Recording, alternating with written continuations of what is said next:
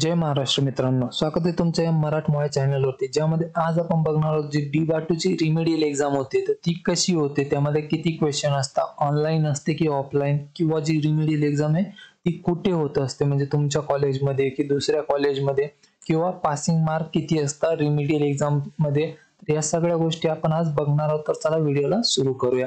तर बघा, जी D2ची remedial exam आहे ती कशी होते, तर बघा ही एक MCQ टाइप एक्झाम आहे. बघा MCQ टाइप म्हणजे यामध्ये तुम्हाला MCQs असतात, त्यापैकी तुम्हाला सॉल्व्ह करायचे असतात, म्हणजे तुम्हाला लिहायचं काम नसतं यामध्ये.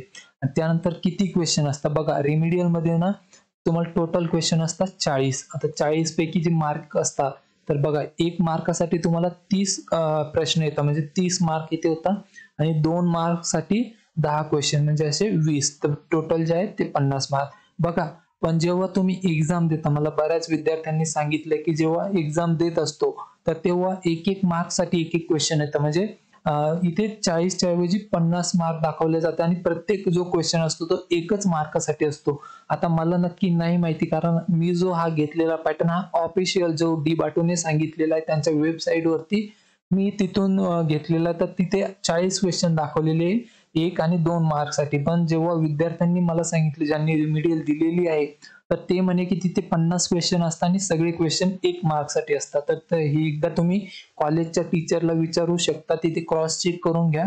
त्यानंतर बघा की हे ऑनलाईन असते की ऑफलाईन. तर जी रिमेडियल एक्झाम आहे ती ऑनलाईन आहे. बघा, MCQ टाइप ऑनलाईन एक्झाम आहे, तर यामध्ये तुम्हाला जास्ती काही प्रॉब्लेम येत नाहीये.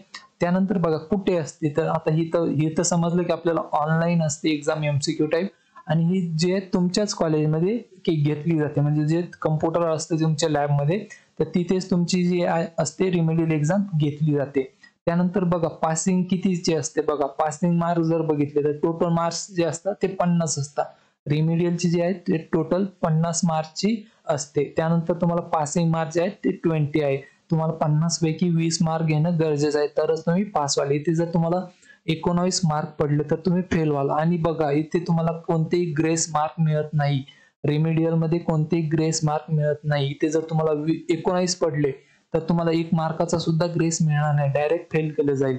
आणि बघा, याचा अजून एक डाऊन पॉइंट आहे. बघा, रिमेडियल एक्झाम जर तुम्ही सगळ्या विषयांना देत असाल तर तुमचा जो ग्रेड पॉइंट असतो, पॉइंटर जो आहे तो खूप खाली येईल.